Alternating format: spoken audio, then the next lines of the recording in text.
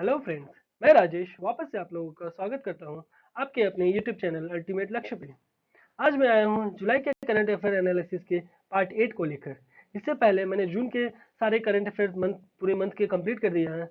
उसके साथ ही जुलाई के भी स्टार्टिंग के जो पहले के 7 पार्ट है उसे भी बहुत अच्छे से कंप्लीट कर दिया है। तो मैं सारे का लिंक जो है मैं डिस्क्रिप्शन में दे दूंगा। तो आपसे रिक्वेस्ट करूंगा कि आप सारे वीडियोस को देखें और जो ऑलरेडी देख चुके हैं वो लोग रिवीजन कर सकते हैं। जितना ज़्यादा आप लोग रिवीजन करेंगे उतना ज़्यादा ही आप लोग के लिए फ़ायदेमंद रहेगा। इसके साथ ही आप ऊपर जो आई आइकन है उससे वहाँ से भी आप डायरेक्टली वीडियो के लिंक पर जा सकते हैं। इसके साथ ही आप हमारे साथ टेलीग्राम में भी बन सकते हैं, जहाँ पे आपको वीडियो का लिंक और पीडीएफ दोनों वहाँ पे इजीली अवेलेबल हो जाएगी। तो शुरू करते हैं आज का लेक्चर। आज मैंने जैसा कि कल मैं जो भी छोटे मोटे बचे टॉपिक्स थे उसको मैंने कवर किया था। इसके साथ ही मैं फिर से देख रहा मैंने मुझे बहुत सारे जुलाई में ही और भी छोटे मोटे टॉपिक्स ऐसे मिले जो मेरे से छूट गया था। वो सबको मैं वापस से लेके आया हूँ ताकि मैं जुलाई के सारे पार्ट को एक साथ कंप्लीट कर दूँ। और अगस्त और सितंबर बाकी के जो आने वाले मंथ्स होंगे ये मैं उतने ज़्यादा क्वेश्चंस नहीं लूंगा, मतलब क्वेश्चंस उतना लूंगा बट इतने पार्ट्स में डिवाइड नहीं करूंगा। कोशिश करूंगा कि 3 से 4 उससे ज़्यादा पार्ट ना जाए ताकि आप लोग को भी उतना दुविधा ना हो। एक बार आप बैठे तो सारा चीज़ को एक बार में अच्छे से रिविजन कर सके। ठीक है, शुरू करते हैं हमारा आज का एनालिसिस। और शुरू करने से पहले हम लोग करेंगे पहले मैप का एक क्वेश्चन, और जैसा कि हम हमेशा करते आए हैं। तो पहला क्वेश्चन ये होगा कि identify the city strategically located on the Perl River Delta and the South China Sea. South China Sea काफ़ी न्यूज़ में रहता है क्योंकि ये जो रूट है ये रूट बहुत ही फेमस है, ये जो साउथ चाइना सी का। क्योंकि वर्ल्ड में सभी ये चाइना जो है ये पूरी तरह से हमेशा चाहते हैं कि इस एरिया को अपना, मतलब एक तरह से बना के रखे हुए कि ये हमारे नाम से वहाँ साउथ चाइना है, चाइना सी है, और इसको पूरी तरह से अपने में ही रखते हैं। तो क्वेश्चन में पूछा जा रहा है ये जो पर्ल रिवर डेल्टा है ना, पर्ल रिवर जैसे गंगटिक डेल्टा है, कहाँ है गंगटिक डेल्टा? तो ये है, आपको कहाँ मिलेगा गंगटिक डेल्टा? जो सुंदरबन के एरिया में होते हैं, और वेस्ट बंगाल से में आपको सुंदर ये गंगटिक डेल्टा मिलेगा। उसके अलावा तो उसी तरह से पर्ल रिवर डेल्टा और साउथ चाइना सी, इन दोनों को मिला के कौन सा सिटी वहाँ पे स्ट्रैटेजिकली लोकेटेड है ये हमको बताना है। तो कौन सा है? हांगकांग, चाइना में जो कि है। ये हांगकांग पहले एक अलग मतलब देश था, जो ब्रिटेन काफी दिनों तक वहां पर भी राज किए थे। और जब वो छोड़ के जाने लगे तो उन्होंने क्या किया, चाइना को ये दे दिया। पर वहां पे हांगकांग में सब कुछ उनका है, बट ये चाइना के अंदर में अभी आते हैं। अभी तक दो गवर्नमेंट मतलब एक तरह से चल रहा है, उसी को लेकर अभी काफी रस्साकसी भी चल रही है, जहाँ पे अभी हाल ही में बहुत न्यूज में भी बना था, जैसा आप लोगों को पता होगा। तो ये क्वेश्चन में क्या पूछा है कि ये जो पर्ल रिवर है ना, ये जो पर्ल रिवर आप देख पा रहे होंगे, ये एक पर्ल रिवर है वहाँ के, बहुत ही फेमस रिवर है चाइना का। और ये पर्ल रिवर और ये जो साउथ चाइना सी है पूरा एरिया, ये एरिया दोनों के बीच में कौन सा एक सिटी है जो स्ट्रेटेजिकली लोकेटेड है और बहुत ही इंपॉर्टेंट है न्यूज के पॉइंट ऑफ व्यू से। तो मतलब ये जो कंट्री है ये एक हांगकांग, ये पूरा हांगकांग एक अलग देश है एक तरह से।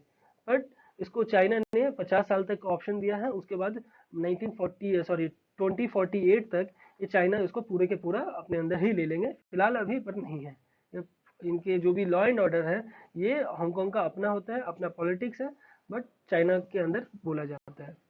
उसी तरह से आप जिस तरह से जैसे जम्मू कश्मीर इंडिया का पार्ट इतने दिनों तक थे, बट ये आर्टिकल 370 की वजह से उनको कुछ राइट्स मिला गया था, ताकि वो एक होते हुए भी उनका कश्मीर का अपना कॉन्स्टिट्यूशन था, अपना गवर्नमेंट था, अपना सब कुछ अपना अपना हो रहा था। बट हाँ, वो हमारे इंडिया का ही पार्ट था। उसी तरह से हांगकांग का भी हाल है। और ये मकाओ है, ये दोनों एक अलग अलग मतलब एक तरह से छोटे छोटे कंट्रीज हैं जो चाइना के ही पार्ट होते हैं। ठीक है, और बस ये हुआ। मैं इसको इस मैप को और भी अच्छे से आपको दिखाता हूँ, उससे पहले मैं कुछ हम लोग इन्फॉर्मेशन पढ़ लें यहाँ से। क्या बोला जा रहा है कि Hong Kong strategic location on the Perl river है, ये made it one of the world most thriving and cosmopolitan cities. Recently, Hong Kong was in news due to massive protests against a government plan to allow extradition of mainland China. The protests recalled the pro-democracy umbrella movement 5 years ago. मतलब क्या हुआ कि जैसा मैंने बताया कि news में इसलिए बन गया था क्योंकि यहाँ पे हांगकांग में जो भी बोला गया, चाइना एक बिल पास किया, उस बिल के तहत क्या हो रहा था कि जो भी यहाँ पे क्राइम करेंगे उनको जो सजा सुनाया जाएगा एक तरह से सुप्रीम कोर्ट, और वो सुप्रीम कोर्ट कहाँ होगा? चाइना में। तो चाइना के मेनलैंड में जाके उनको सजा सुनाया जाएगा, सारा चीज वहाँ जेल से लेके जो भी कार्रवाई होगा वो चाइना में किया जाएगा, ऐसा वो लोग ने बोलने लगे। बट इसीलिए हांगकांग वाले लोग ने प्रोटेस्ट करना शुरू किया और बहुत ही मैसिव मूवमेंट वहाँ पे चलाया गया। इसलिए हांगकांग बहुत ही न्यूज में है। ठीक है, तो मैं आपको इस मैप से रिलेटेड और अच्छे से दिखा सकता हूँ। ये हो गया हमारा, तो हमारा नहीं, ये हो गया बहुत ही प्यारा कंट्री, मतलब जो चाइना का पार्ट है, हांगकांग। उसके पास है मकाओ, मैंने आपको दिखाया यहाँ पर था मकाओ, वो भी एक बहुत ही कंट्रोवर्शियल एरिया है। और मकाओ का ये जो चाइना के साथ में ये ताइवान भी बहुत जल्द ही चाइना से मिलने वाला है, क्योंकि बहुत सारी जगह में रिपब्लिक ऑफ चाइना के अंदर ही इनको लिया जाता है। इसीलिए हाल ही में यूनाइटेड स्टेट जो डोनाल्ड ट्रम्प जी हैं, उन्होंने कह दिया कि ताइवान को एक अलग, उनके साथ एक रिलेशनशिप क्रिएट करना स्टार्ट कर दिए हैं, ताकि चाइना उस पर दबदबा अपना ना दे सके। और यूएन में भी वो बहुत सारे ऐसे रेजोल्यूशन ला ले के आने वाले हैं। तो हम देखते हैं हमारे कंट्री के रेस्पेक्ट में हांगकांग कैसे जा सकते हैं। ये इधर से होते हुए और आप नीचे जाएंगे, और उसके बाद गल्फ ये होते हुए आप यहाँ पे ये हो गया वियतनाम, कंबोडिया, थाईलैंड। और ये जो मीडिया समिट थी वो कहाँ पे हुई थी, जो मैंने आपको कल बताया था, वो थी कंबोडिया के एक कौन सिटी में, आप उसका नाम हमको बताइए। उसके अलावा चाइना, म्यांमार, और आसपास में इधर चला गया, इधर हो गया साउथ कोरिया, इधर हो गया जापान, और इधर हो गया फिलीपींस, लज्जन। तो आप कह सकते हैं ये जो हांगकांग है, एक हमारे अगर जैसे लैटिट्यूड को अगर देखेंगे तो ये हम कौन से को क्रॉस कर रहा है, मध्य प्रदेश, छत्तीसगढ़, झारखंड, वेस्ट बंगाल, इधर त्रिपुरा हो गया।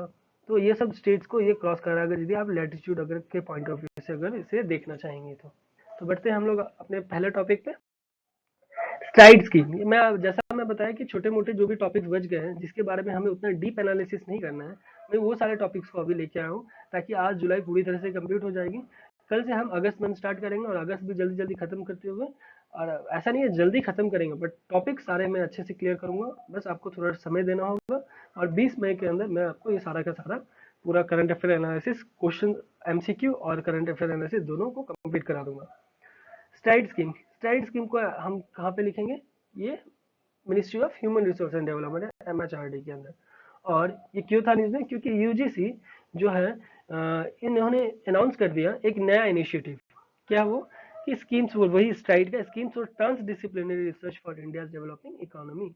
मतलब ट्रांस डिसिप्लिनरी रिसर्च है ना, उसे भी उसके लिए जोर डाला है यूजीसी ने, ताकि हम मतलब ये कर सके, ज़्यादा से ज़्यादा हम लोग रिसर्च कर सके ट्रांसडिसिप्लिनरी वे में, ताकि बूस्ट कर सके रिसर्च कल्चर इन इंडिया। इसलिए स्ट्राइड लेके आएगा।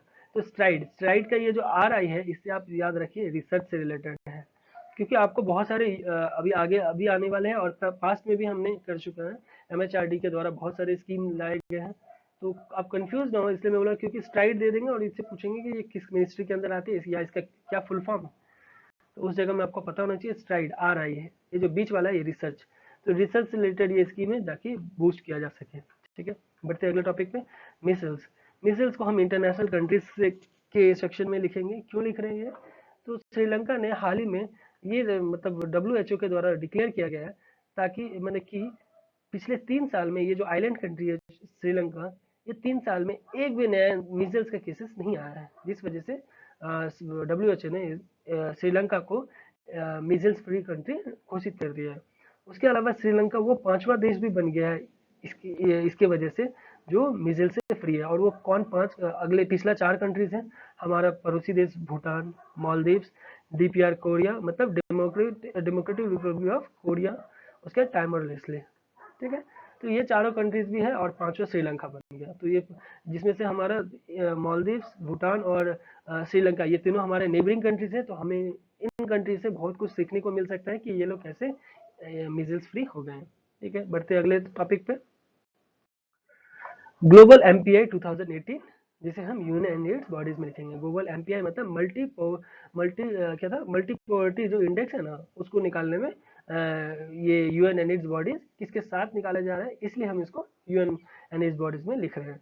तो ये ऑक्सफोर्ड पॉवर्टी और ह्यूमन डेवलपमेंट इनिशिएटिव दोनों के साथ मिलकर ये रिपोर्ट को निकाला गया है, मतलब इंडेक्स है एक्चुअली। उसके अलावा देखा गया कि 101 कंट्रीज जो ऐसे हैं, उसमें से 31 लो इनकम है, 68 मिडिल इनकम, और 2 ही सिर्फ है जो हाई इनकम कंट्रीज है, जो 101 में निकाला गया। और जिसमें से 1.3 बिलियन पीपल जो है वो मल्टी डायमेंशनली पुअर है, बहुत ही गरीब है, बहुत ही डिफरेंट डिफरेंट डायमेंशन में।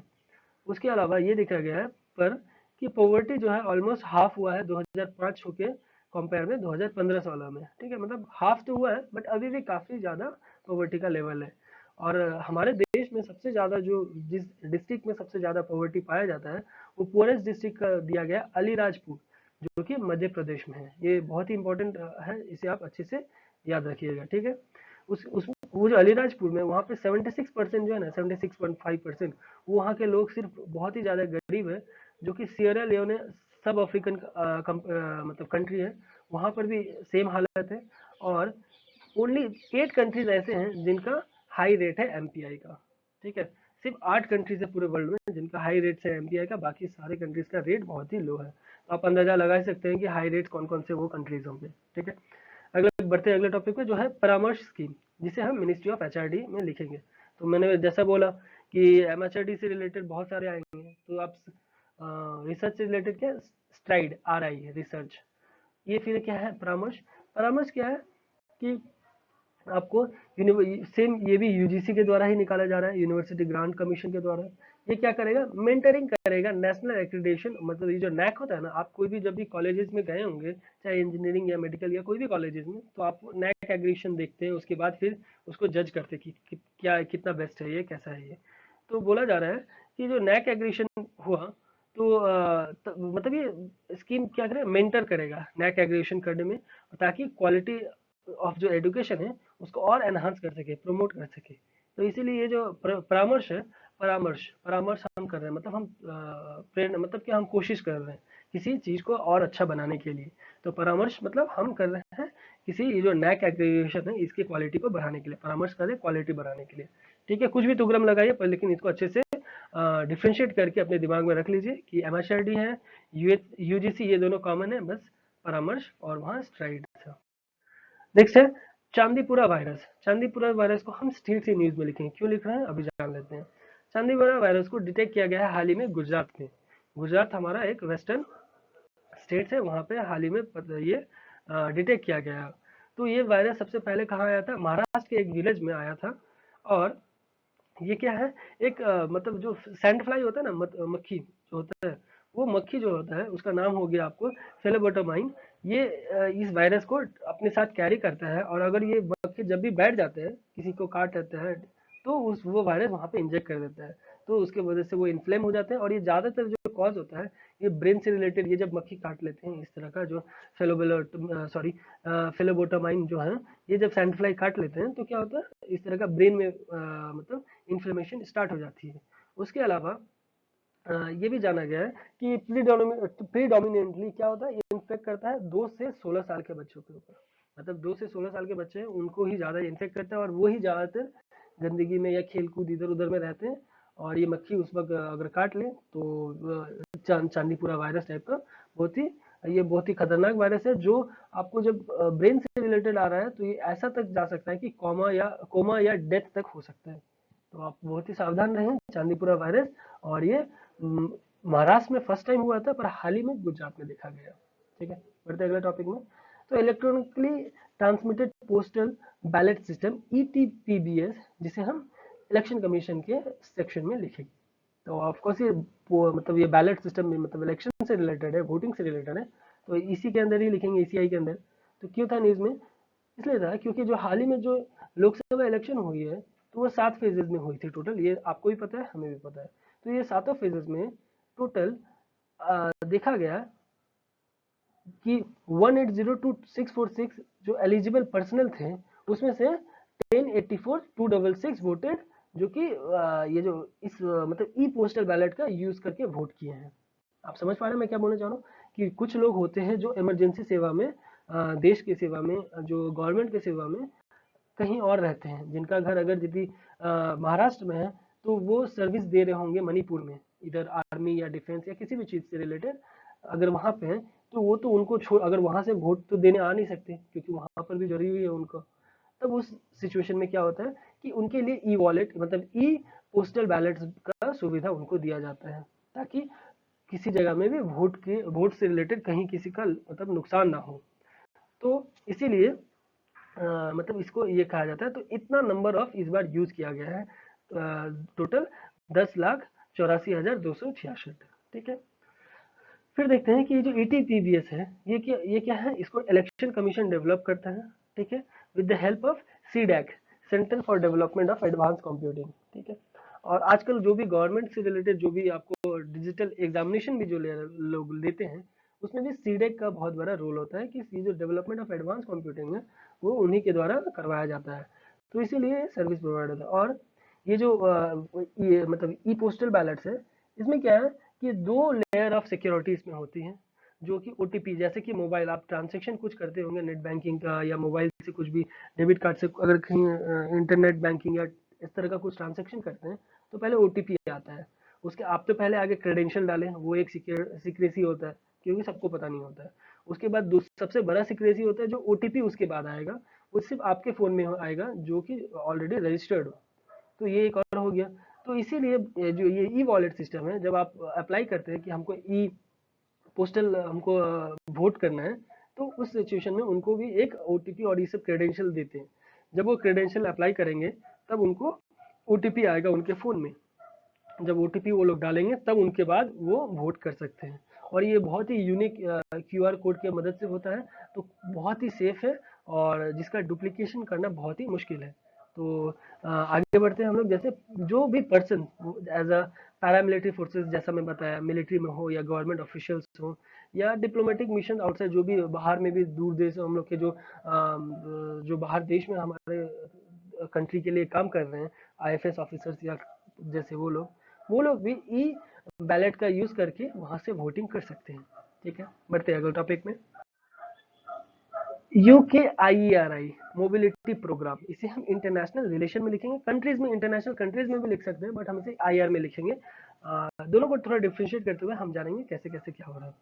तो India and UK have joined the hands together in इस मोबिलिटी प्रोग्राम में। ठीक है, और क्या है ये, तो ये स्टडी करेगा, मतलब जो यूके के जो स्टूडेंट्स हैं वो इजीली इंडिया में आए, विजिट कर सकें और हायर स्टडीज़ के लिए आ सकें। तो ये प्रोग्राम के तहत हम इस तरह का मतलब अपने एक तरह से अपने अंदर मतलब एक्सपोर्ट कर रहे हैं हम लोग कुछ।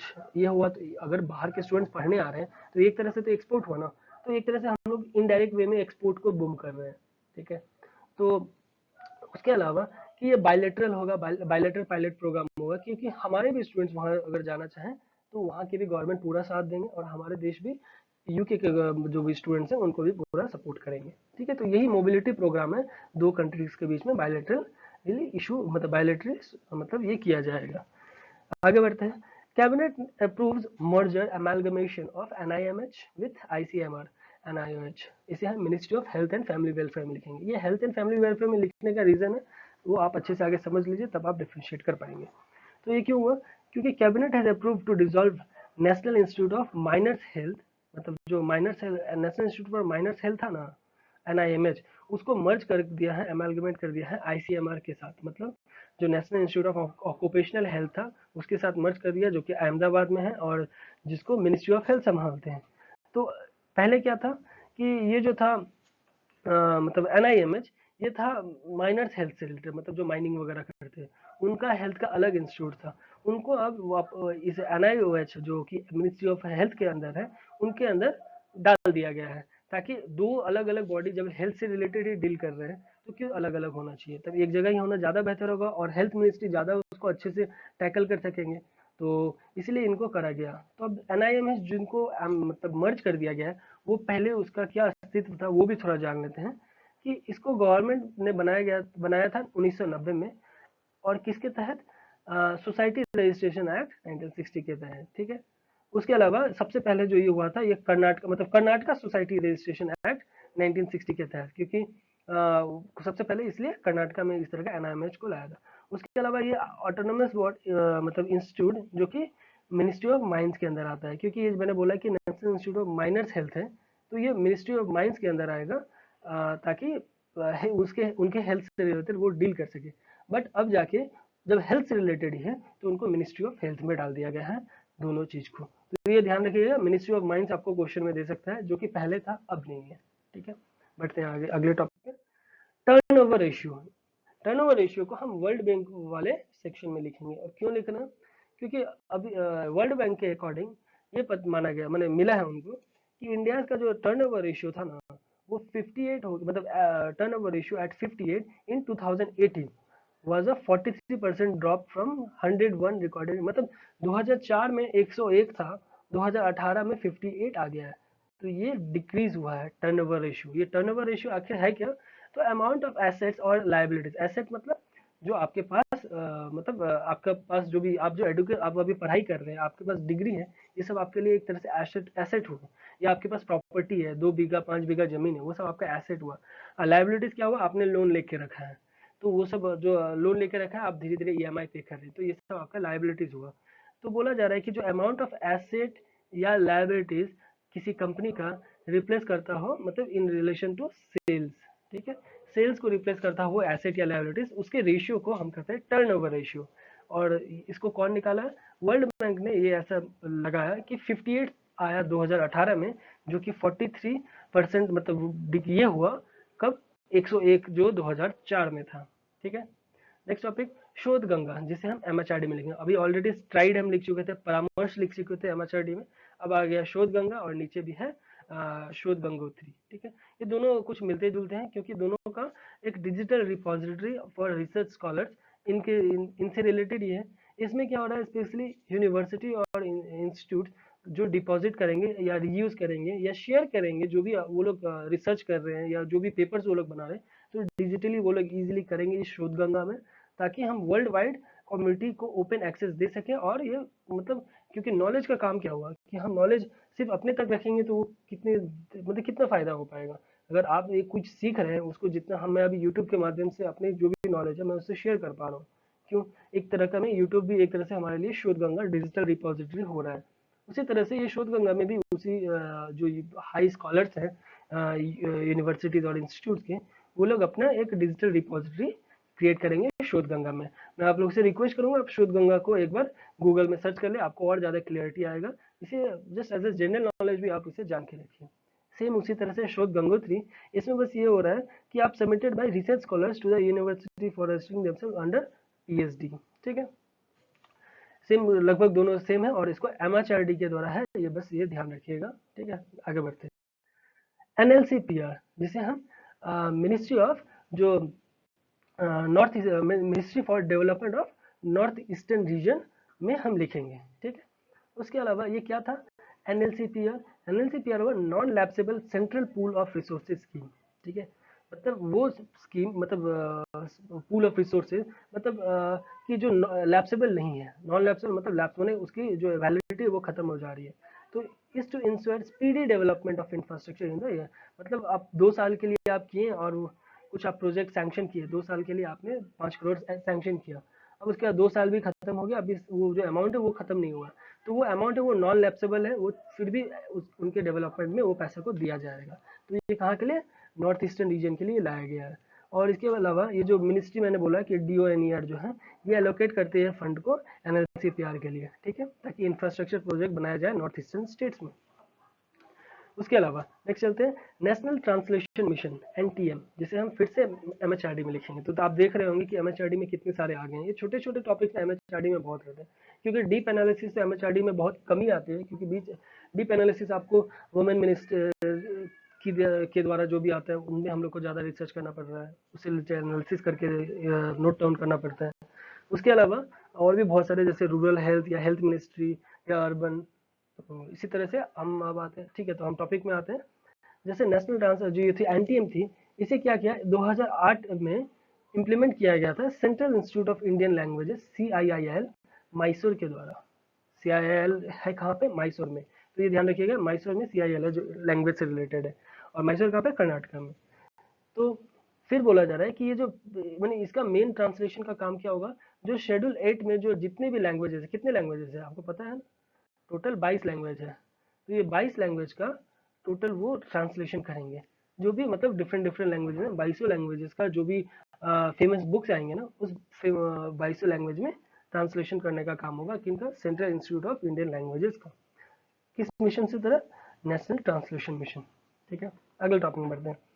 तो जन जागरूकता अभियान, इसे हम स्टेट्स इन न्यूज़ में लिखेंगे, क्यों लिखेंगे वो भी अभी पता चल जाएगा, क्योंकि इसे लॉन्च किया गया मिनिस्ट्री ऑफ हेल्थ, ये लॉन्च तो मिनिस्ट्री ऑफ हेल्थ के द्वारा गया, फिर भी हम स्टेट्स इन न्यूज़ में लिख रहे हैं, क्यों, हम चाहे तो लिख सकते थे वो, पर हमें ज़्यादा क्लियरिटी पता मिले, जन जागरूकता अभियान। तो ये हेल्थ में जन जागरूकता आप कर रहे हैं, ये तो आप अंदाजा फिर भी लगा पाएंगे हेल्थ मिनिस्ट्री, पर अगर आपको याद नहीं रहेगा कि ये इन दिल्ली में हुआ है, तो आप कंफ्यूज करके कुछ और भी लिख सकते हैं, तो वो ज़्यादा जरूरी है आपको दिल्ली से रिलेटेड पता करना। तो क्या करता है ये काम करता है कि सेंसिटिवाइज और मोबिलाइज करता है community on measures of prevention and control of vector borne diseases. मतलब वेक्टर बॉर्न डिजीजेस से रिलेटेड वो सेंसिटिवाइज करेगा, अवेयरनेस करेगा, और ताकि प्रिवेंशन और कंट्रोल हम अच्छे से कर पाए, मतलब दिल्ली के जो गवर्नमेंट है वो अच्छे से कर पाए, इसलिए जन जागरूकता अभियान लाया गया था। और ये कौन कौन से जो वेक्टर बॉर्न डिजीज हो सकते हैं, मलेरिया, डेंगू, चिकनगुनिया। आप लोग तीनों ही बीमारी से बहुत फेम मतलब रूबरू तो होंगे ही, बस ध्यान से रखिएगा और जन जागरूकता की बहुत जरूरत है, ताकि तभी आप डेंगू मलेरिया जैसे डिजीज से दूर भी रह पाएंगे। नेक्स्ट टॉपिक है जतन। ये सॉफ्टवेयर जो कि डिजिटाइजेशन फॉर आर्कियोलॉजिकल म्यूजियम, मतलब एक सॉफ्टवेयर है जतन। जतन हम बोलते हैं ना, जतन से रखिए आप प्लीज उसको, तो संभाल के रखने को ही जतन से बोलते हैं। तो इसे हम मिनिस्ट्री ऑफ कल्चर में लिखेंगे क्योंकि आर्कियोलॉजिकल सर्वे इसमें मतलब इन्वॉल्व हो रहा है, तो इसलिए मिनिस्ट्री ऑफ कल्चर में हम इसको रखेंगे। उसके अलावा ये जो human centred design and computing group जो है ना, वही डेवलप किया है जतन को। Human centred design and computing group, इसने जतन को डेवलप किया है। और ये क्या करेगा, virtual museum software which is use for creating. आप बहुत सारे गवर्नमेंट के वेबसाइट में जाएंगे और आप म्यूजियम में उनके अगर जो देखेंगे, तो वो म्यूजियम आपको वर्चुअल म्यूजियम आपको उसमें दिखाएगा और बहुत अच्छा लगेगा आपको देख के। आप जाइए और देखिए, और मैं होगा तो मैं उनका लिंक भी आपको नीचे डिस्क्रिप्शन में दे दिया करूंगा। उसके अलावा digital archival tools that are use in background for managing national portal and digital repository for Indian museum. मतलब म्यूजियम को ना एक तरह से वर्चुअली डिजाइन किया जा रहा है, और ताकि आप बहुत लोग हैं जो नहीं जा पा रहे, अब जो लोग केरल में रह रहे हैं उनको अगर दिल्ली के किसी म्यूजियम में जाना है, तो उनको वर्चुअली इस तरह से जतन की सॉफ्टवेयर के मदद से बनाया जाएगा, ताकि वो यहाँ से वहाँ डायरेक्टली, और इतना क्लियरिटी रहेगा जो कि आपको बहुत ही आनंद लगेगा। आप एक बार जरूर होगा तो देखिए, मैं आपको लिंक में जरूर प्रोवाइड करूंगा। उसके अलावा नेक्स्ट टॉपिक है Gandhian young technological innovation GYTI awards. ये एक अवार्ड है, तो इसलिए हम इसे अवार्ड वाले सेक्शन में लिख रहे हैं। ठीक है, तो क्या है, सृष्टि जो society for research and initiative for sustainable technologies and institution celebrate.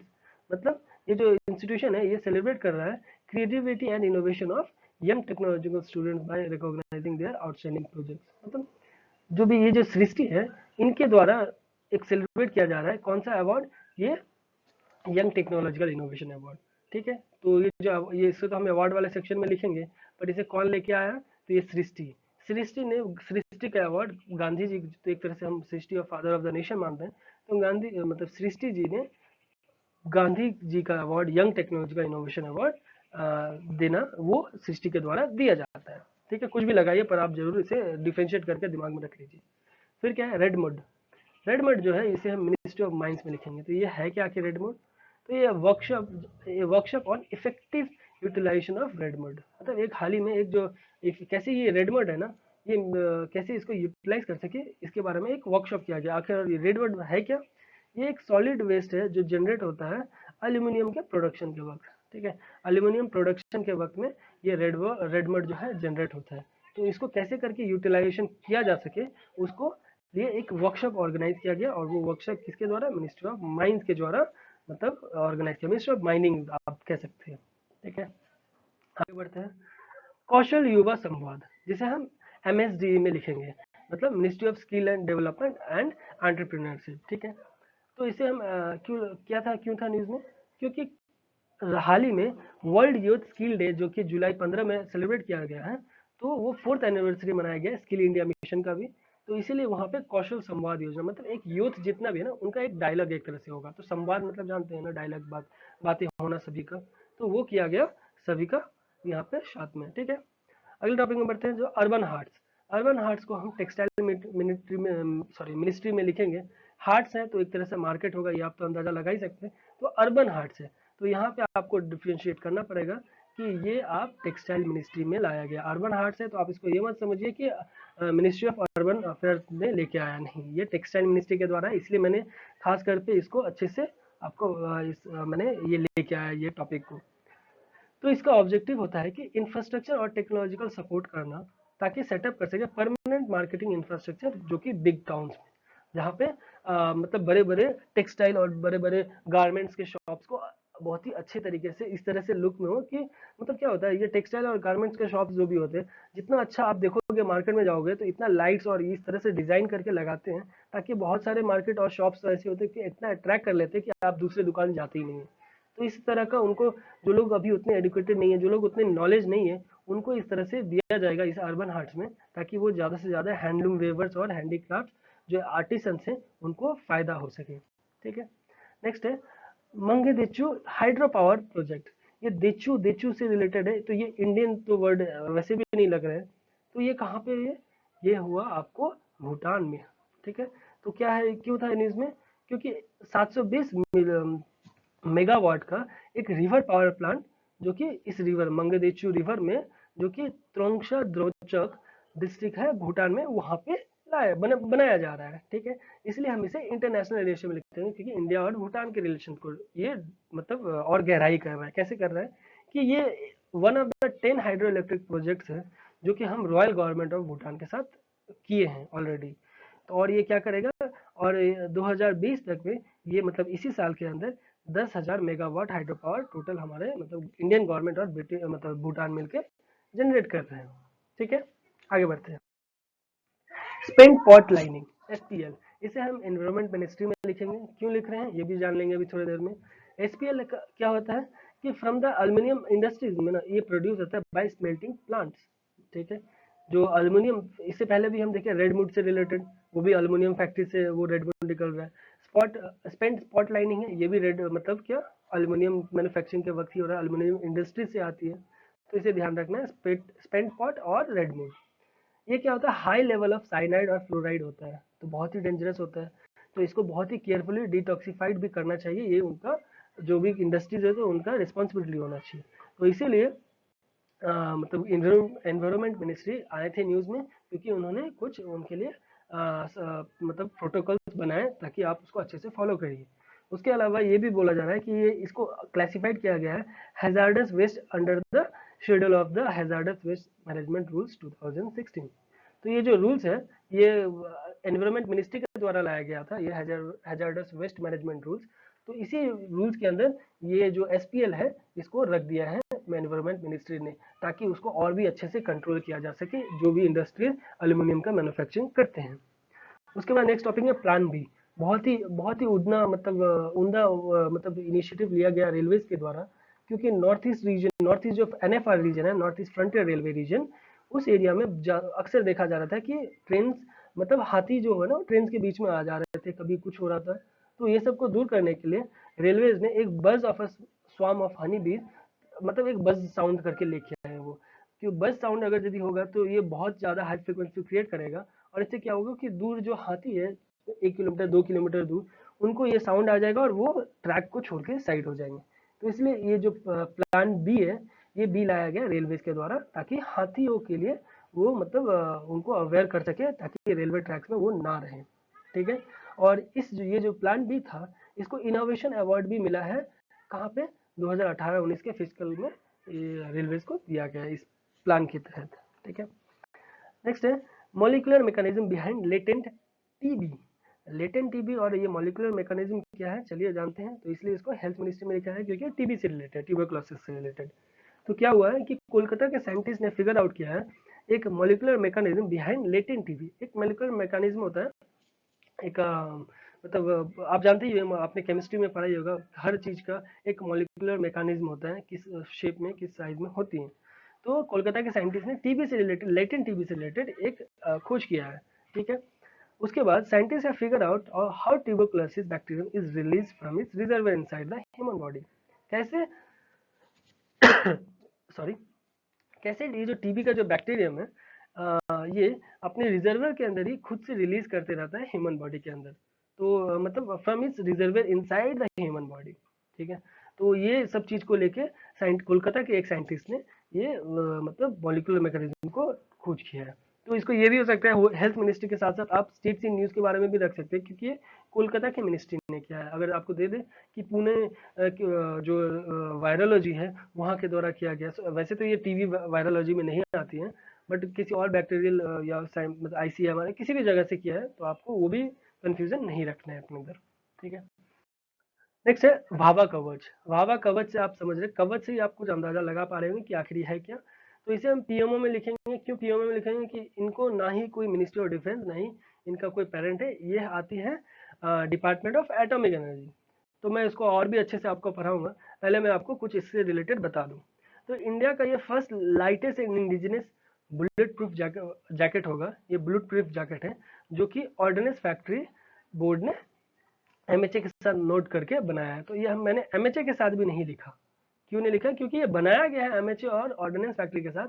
आप ये सोच सकते हैं, हाँ ठीक है एमएचए के साथ बनाया गया, पर खास करके किस चीज के लिए जोर दिया जा रहा है वो मैं आपको अच्छे से बताऊंगा। तो क्या डेवलप किनके द्वारा किया गया? ओएफबी जो ऑर्डिनेंस फैक्ट्री है, और निधानी जो है वो एक प्राइवेट एंटिटी है जो कि state of the art jacket जो विथस्टैंड कर सके 7.62 mm हार्ड स्टील कोर और bullet fire from AK-47 rifle. AK-47 rifle हो या 7.62 mm का हार्ड स्टील बुलेट हो या 5.56 mm का इंसेस बुलेट हो, even the recently decommission 7.65 mm bullet of self loading rifle SLR। तो ये सारे इतने बुलेट्स को भी मतलब ये जो भाभा कवच है ये हैंडल कर सकते हैं। उसके अलावा ये हाफ केजी कम है जितना एमएचए ने दिया था अपने मतलब कि इससे ज़्यादा नहीं होना चाहिए, तो उससे भी आधा केजी कम ही है। उसके अलावा ये 360 डिग्री प्रोटेक्शन देता है और अचीव करता है protection level of NIJ 3rd+। मतलब ये बहुत ही एफिशिएंट है और बहुत ही इतना लेवल का हाई, जो आपने देखा कि यहाँ पे इतना ये जो MM के जो बुलेट्स है इसको अपने अंदर मतलब इसको कंट्रोल कर सकता है, रोक सकता है अंदर जाने से। और भाभा कवच का जो वेट है वो 9.2 kg है। रिसेंटली एक एग्जाम में भी 9.2 kg, 11.2 kg और 7.2 kg ऑप्शन और नन ऑफ द अबव में ऐसे तरह का क्वेश्चन भी आया था, तो आप इसे भी ध्यान में रख लें। ठीक है, तो मैं आपको एक बार दिखा दूं कि किस तरह से ये भाभा कवच का मतलब क्यों मैंने इसको पीएमओ में लिखा, क्योंकि ये डिपार्टमेंट ऑफ एटॉमिक एनर्जी के द्वारा आता है, मतलब उनके द्वारा स्पेशली ये रखा गया है। ठीक है, उसके अलावा हम थोड़ा डिपार्टमेंट ऑफ एटॉमिक एनर्जी के बारे में जान लेते हैं। डिपार्टमेंट ऑफ एटॉमिक एनर्जी है वो डिपार्टमेंट रहता है under prime minister of India with headquarters in Mumbai Maharashtra. ठीक है, जिसका हेडक्वार्टर है कहाँ? मुंबई में। और इसे इस एटॉमिक मतलब एटॉमिक एनर्जी जो डिपार्टमेंट है इसको 1954 में प्रेसिडेंशियल ऑर्डर के तहत इसको स्टेबलाइज किया गया था। अभी के जो चेयरपर्सन है वो है केन व्यास और फाउंडर थे होमी भाभा जी। आप जानते होंगे, पढ़े होंगे होमी भाभा जी के बारे में। तो होमी भाभा जी फाउंडर थे, इसलिए 1954 में लाया गया था, हेडक्वार्टर मुंबई में है। और डिपार्टमेंट ऑफ इसके बारे में कुछ ओवरव्यू हम अगर जी जानेंगे डिपार्टमेंट के बारे में, तो मिनिस्टर रिस्पॉन्सिबल है वो कौन है? Narendra Modi, prime minister of India. Modi ji की मतलब प्राइम मिनिस्टर जो भी होंगे उनके रिस्पॉन्सिबल होगा।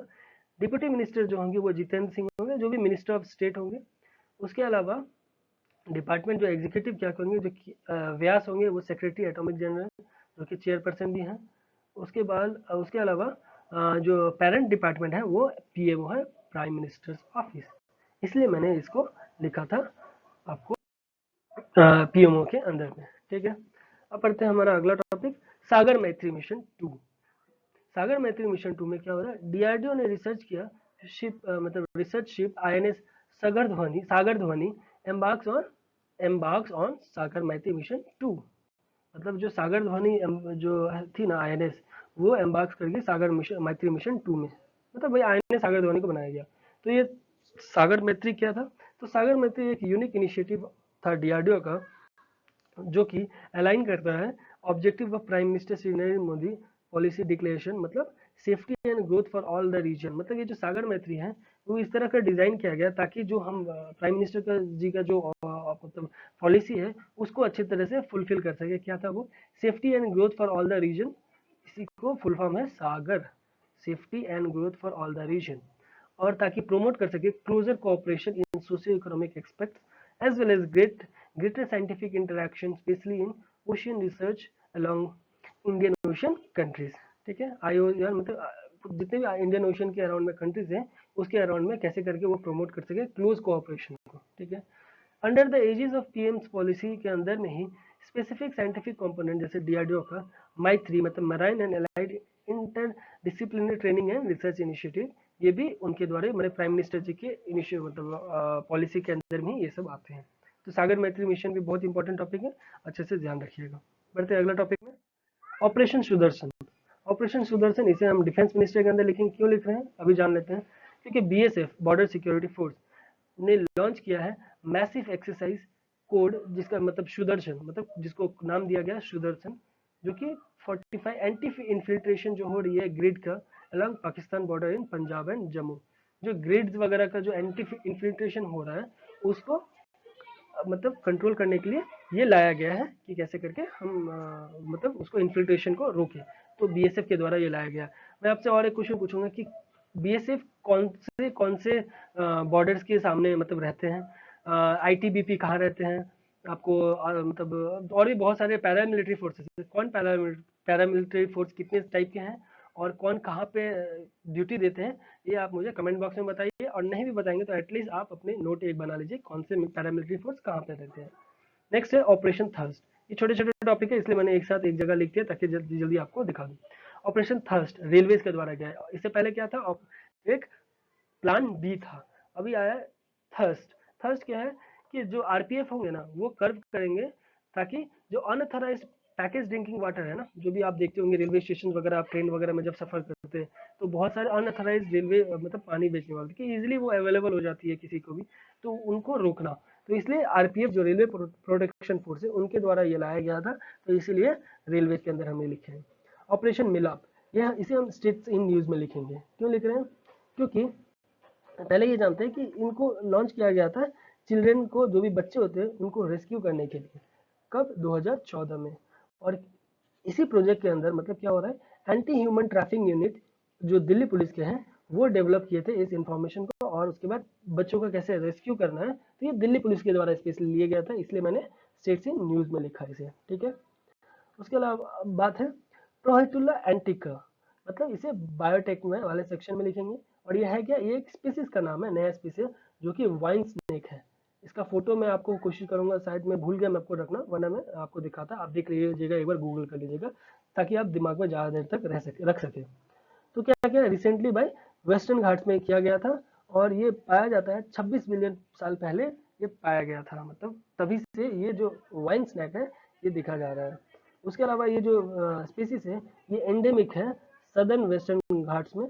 ठीक है, और is thought to have evolve during the mid oligocene period. ये जो मिड ओलिगोसिन पीरियड है उस वक्त इसका मतलब उस वक्त ये अपना इवोल्यूशन किया था वाइन स्नेक का। ठीक है, आगे बढ़ते हैं। आगे अगला टॉपिक है खर्ची पूजा। खर्ची पूजा कहाँ पे है, ये स्टेट से न्यूज में लिखेंगे क्योंकि किस स्टेट में किया जा रहा है ये इंपॉर्टेंट हो जाता है। ये त्रिपुरा में होता है खर्ची पूजा। इसे स्टार्टिंग में तो हिंदू ट्राइबल्स लोग स्टार्ट किए थे, बट आगे जाके जितने भी कम्युनिटीज हैं वो सारे इस रिलीजन को, मतलब इस कम्युनिटी और रिलीजन से त्रिपुरा के, वो लोग इसको सेलिब्रेट करने लगे इस खर्ची पूजा को। उसके बाद है श्वाला तेज सिंह टेम्पल। ये इसे हम इंटरनेशनल रिलेशन में लिखेंगे, है टेम्पल पर हम इसे इंटरनेशनल रिलेशन में लिख रहे हैं, ना ही किसी स्टेट्स में लिख रहे हैं, ना ही किसी और इशू में लिख रहे हैं, इसे इंटरनेशनल रिलेशन में लिख रहे हैं। क्यों, क्योंकि 1000 साल पुराना ख्वाजा तेजा सिंह टेम्पल जो कि सियालकोट सिटी पाकिस्तान में लोकेटेड है, इसे मतलब रिसेंटली खोला गया है। कब, आफ्टर द पार्टीशन, पार्टीशन के बाद रिसेंटली खोला गया है इस मंदिर को, और यानी टोटल 72 साल के बाद इसे खोला गया है। और ये टेम्पल क्या था, एंशियंट हिंदू टेम्पल था जो कि सरदार तेजा सिंह के द्वारा बनाया गया था। ठीक है, अगला टॉपिक है रेड कॉर्नर नोटिसेस, जिसे हम फिर से इंटरनेशनल रिलेशन में लिखेंगे। ये क्या है एक्चुअली, ये बेस्ड होता है रेड कॉर्नर नोटिसेस जो कि 27 accused person extradited to India till 1st April 2019। मतलब ये इंटरपोल जो होता है ना उनके द्वारा ये निकाला जाता है कि अगर किसी पे उनको डाउट हो या कुछ टेररिस्ट या किसी भी तरह का अगर उनको कन्विक्शन मैंने कुछ लग रहा है आशंका, तो वो रेस्पेक्टिव जो भी मेंबर्स हैं इंटरपोल के उनके वो सारे कंट्रीज को वो इन्फॉर्मेशन देंगे कि आप हमारे इतने लोग हैं जिनको हमें पकड़ना है, आप उनका डिटेल्स हम दे रहे हैं आपको, आप उनको पकड़ के रखिए हमारे लेने के लिए, इस तरह का, या आप उन्हें इंपोर्ट करिए हमारे पास। ठीक है, तो इस तरह का कुछ कुछ होता है। तो क्या हो रहा है, इशू में क्या था कि 27 ऐसे लोग थे जिनको इंटरपोल ने मांगा कि इंडिया से उन्हें पकड़ के दिया जाए सॉरी, उसके बाद अरेस्ट करके उनको इंटरपोल के द्वारा अब्रॉड भेज दिया जाए। ठीक है, अच्छा इंटरपोल का हेडक्वार्टर कहाँ है, आप ये मुझे कमेंट बॉक्स में बताएंगे, और नहीं भी बता रहे तो एटलीस्ट आप सर्च जरूर कर लीजिए। उसके बाद नेक्स्ट टॉपिक है green tax on plane tickets, ये green tax on plane tickets क्या है ये भी देख लेते हैं। इसे हम इंटरनेशनल कंट्रीज में लिखेंगे, ना कि IR में लिखेंगे, क्योंकि उन कंट्रीज का अपना ये पॉलिसी होगा, तो इसलिए हम उनसे रिलेटेड, ये इंडिया से रिलेटेड कुछ जुड़ता नहीं है, बस उनसे रिलेटेड है। तो क्या हुआ, ये कौन सा कंट्री लाया, तो फ्रांस ने लाया है। फ्रांस ने इम्पोज किया green tax on plane tickets from 2020, मतलब इस साल से उन्होंने ग्रीन टैक्स लगाना शुरू कर दिया है। और ये सिर्फ आउटगोइंग फ्लाइट्स के लिए होगा, जो आ रहे हैं बाहर से उनके लिए नहीं होगा। अब इंडिया से कोई अगर जा रहे हैं फ्रांस, तो उनके लिए उन फ्लाइट्स में कोई ग्रीन टैक्स नहीं होगा, और जो फ्रांस से बाहर जा रहा है या फ्रांस से इंडिया ही आ रहे हैं, तो उनको उनके ऊपर ग्रीन टैक्स भी लगाया जाएगा उनके प्लेन टिकट्स पे। ठीक है, नेक्स्ट है क्या, इसे ड्रैकेना कंबोडियन, जिसे हम बायोटेक वाले सेक्शन में लिखेंगे। ये ड्रैकेना कंपनी लग तो रहा है कि कुछ अब्रॉड मीन्स कुछ बाहर के कुछ स्पीसीज का नाम है, बट ये क्या है, एक मतलब ड्रैकेना जो कंबोडियन है, ये एक ड्रैगन ट्री है, जो कि डेंगुका सरपो एरिया ऑफ वेस्ट कार्पी आंग्लोंग, जो कि आसाम, यहाँ पे ये पाया गया है। ये जो ड्रैकेना कंबोडियन जो ट्री है, ये एक ड्रैगन ट्री स्पीसीज में आता है, जो कि आसाम के अंगलोंग डिस्ट्रिक्ट में पाया गया है। उसके अलावा this is for the first time that a dragon tree species has been reported from India. ये फर्स्ट टाइम हुआ है, तो ये बहुत ही ज़्यादा इंपॉर्टेंट बन गया है कि ये फर्स्ट टाइम असम में पाया गया है। उसके अलावा जूट फाइबर, जो नेक्स्ट टॉपिक में हम सॉरी जा रहे हैं, jute fibre converted into low cost biodegradable cellulose seeds. इसे हम इंटरनेशनल कंट्रीज में लिखेंगे, ना कि बायोटेक वाले सेक्शन या हमारे के, क्योंकि ये हमने निकाला ही नहीं है ये टेक्निक को, ये निकाला गया है बांग्लादेश के द्वारा, इसलिए हम इंटरनेशनल कंट्रीज में लिख रहे हैं, क्योंकि वो निकाले हैं, हम नहीं निकाले हैं। और इसे डेवलप किया गया है जूट फाइबर को मतलब कन्वर्ट करके low cost biodegradable cellulose sheets में, और उनको नाम दिया गया है सोनाली। नाम बहुत इंपॉर्टेंट है, याद रखिएगा, सोनाली, जो कि बांग्लादेश में नाम दिया गया है, और which can be used for wrapping material and carry bag. ठीक है, नेक्स्ट टॉपिक है तमिल योमन। तमिल योमन, इसको हम स्टेट से न्यूज में लिखेंगे, क्योंकि तमिलनाडु से रिलेटेड है ये। तो तमिल योमन क्या है, ये बटरफ्लाई स्पीसीज है, जो कि एंडेमिक है वेस्टर्न घाट्स के साइड में। तो उनको क्या किया है तमिलनाडु ने, इसे स्टेट बटरफ्लाई का डिक्लेयर कर दिया है तमिल योमन को। कितने सारे स्टेट बटरफ्लाई को नेशनल बटरफ्लाई का दर्जा दिए हैं, आप मुझे कमेंट बॉक्स में बताइए। उसके अलावा ये जो बटरफ्लाई है, इसको यूनिफॉर्मली ऑरेंज इन कलर होते हैं, डार्क ब्राउन आउटर रिंग के होते हैं। तो ये तमिलनाडु में इसे स्टेट बटरफ्लाई का दर्जा दे दिया है। और ये जो तमिल योमन है, ये 32 ऐसे बटरफ्लाईज के जो होते हैं उनमें से एक है। ठीक है, तो इसी के साथ हम आज का लेक्चर को एंड करते हैं, और हमारा जुलाई करंट अफेयर एनालिसिस आज ही खत्म हो गया है। कल से हम अगस्त का स्टार्ट करेंगे, और आशा करता हूँ कि मेरे सारे लेक्चर्स आपको पसंद आ रहे होंगे, समझ आ रहे होंगे, सबसे ज़्यादा जरूरी है। और सब कुछ अगर अच्छा लग रहा है तो प्लीज़ लाइक कीजिएगा, शेयर कीजिएगा, और अगर कुछ प्रॉब्लम है तो मुझे ज़रूर कमेंट बॉक्स में बताइए, मैं उसको सुधार जल्द से जल्द करूँगा। कल मिलते हैं फिर से सेम टाइम सेम चीज़ में, और अगस्त करंट अफेयर के साथ आएंगे नए जोश के साथ। थैंक यू, स्टे सेफ, जय हिंद।